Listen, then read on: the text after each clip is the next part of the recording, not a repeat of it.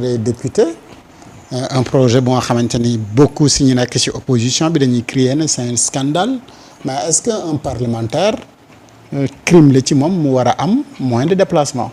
mais bu da ko jënd ak salaire rek 2 millions par mois du foofu laa doon waxee moi.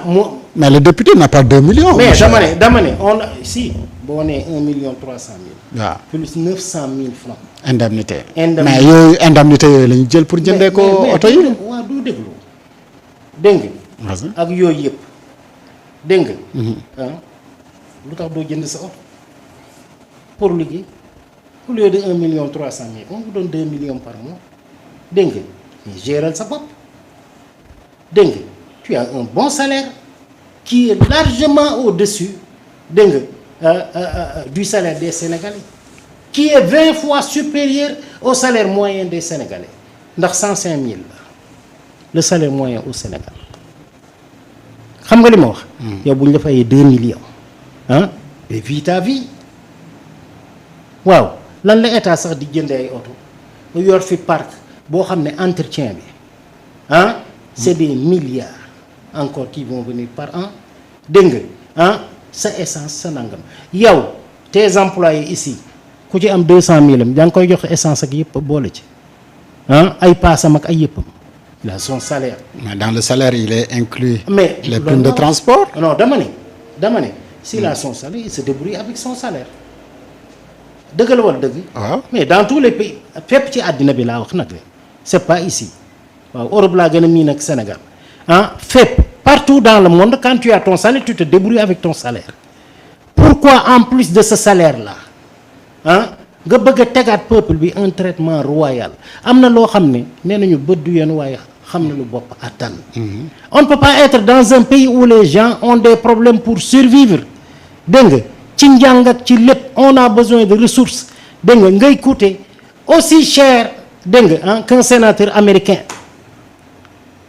dégg nga mais c'est pas possible ci cadre boobu la nit ñuy waxee.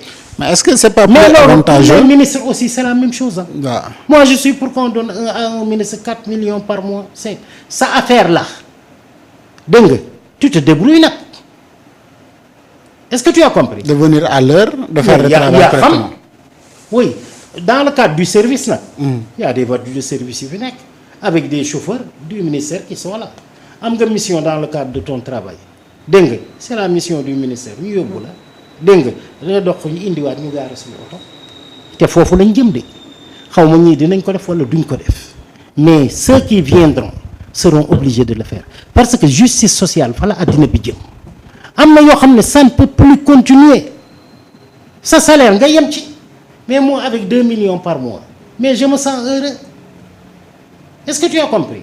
danaa ci lekk danaa ci naan samay doom yi danañ jàngi ah mën naa ci cof sax dimbali nit mais je tiens ma vie avec ça bu mu ci bëggee itam économiser am lu ma économiser et cetera mais lan mooy ndeyam ah on m'a élu je vais en profiter lan la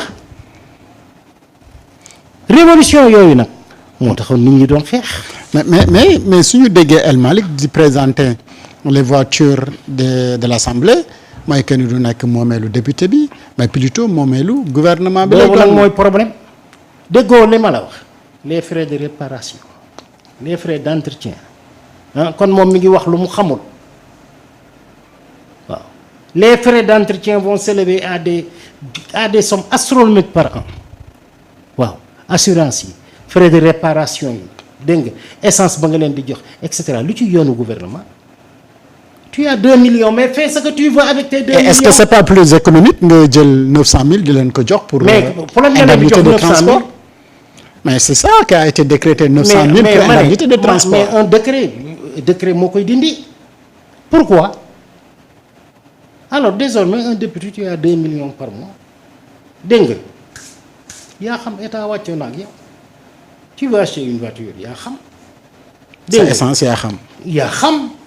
mais tu viens au travail et tu rentres parce qu'on te paye sa salaire là. et même dans le cadre de son travail parlementaire su waree jógee fii dem kër mu nubaa ko xool. waaw ma ne du ko warloo woon ak moom dara. ma ne top. waaw 2 millions par mois top salaire la wala du salaire. salaire la kay bu dun nga yokk ci loolu bu dun.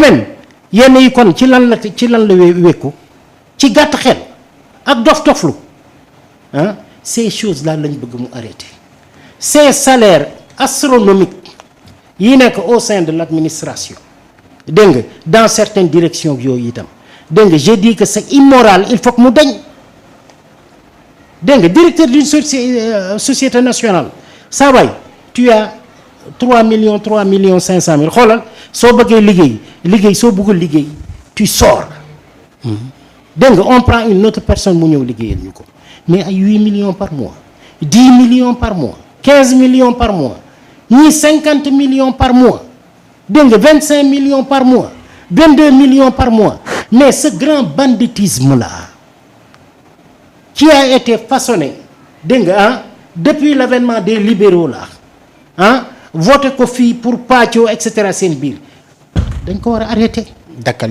dakkal lépp. Ça s'arrête. Président de la République itam salaire yi ñuy tudd le président c'est risible un président doit être bien payé déjà moom am na benn assurance que fii ba muy dee dañ koy fay.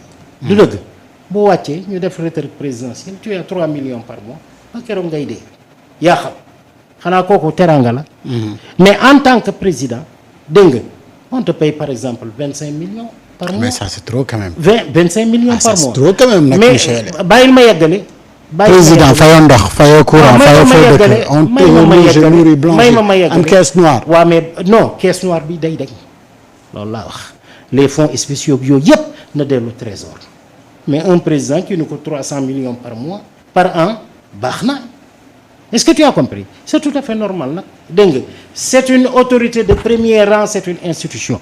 na fa yem. Est-ce que tu as compris? Mais ça n'a jamais été le cas.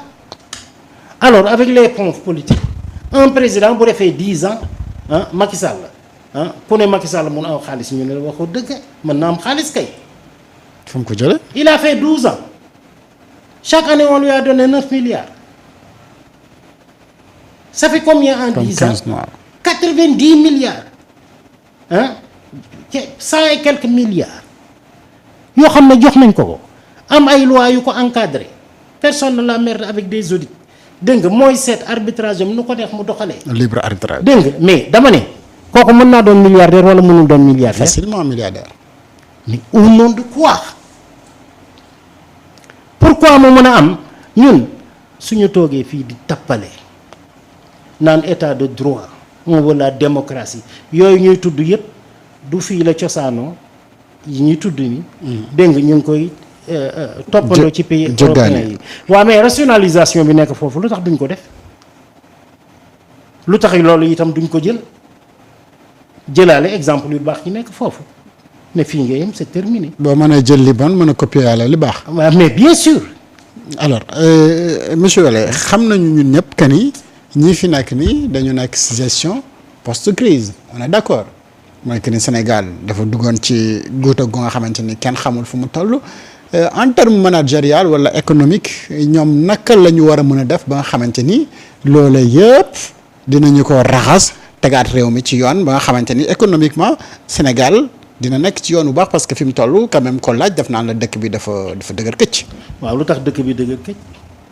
dafa am ñu fi nekkoon noonu sàcc ñu jàpp leen. est-ce que loolu la rek ñoom li ñu fi nekk di sàcc yëpp dégg nga dëkk bi gënoon na dox.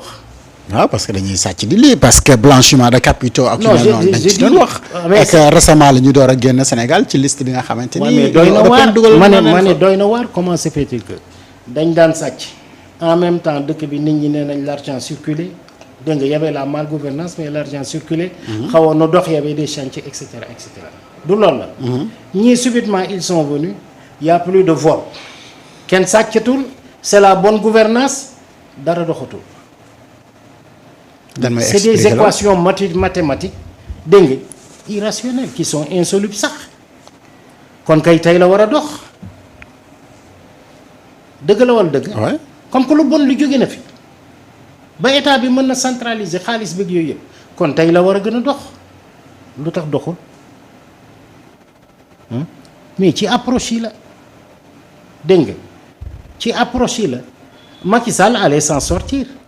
loolu mooy quintessence sama question léegi ñoom. dama lan la ñu war a mën a def ba nga xamante ni ils vont s'en sortir parce que quand même ci crise la ñu nekkoon ñu jógee ci. waaw donc c'est une gestion post-crise. dama ne lépp yu bëri yi Macky Sall doon lépp yëpp ah c'est dommage faluwaatul dégg nga pour amaat beneen mandat ndax loolu la doon tey xam nga pour lan.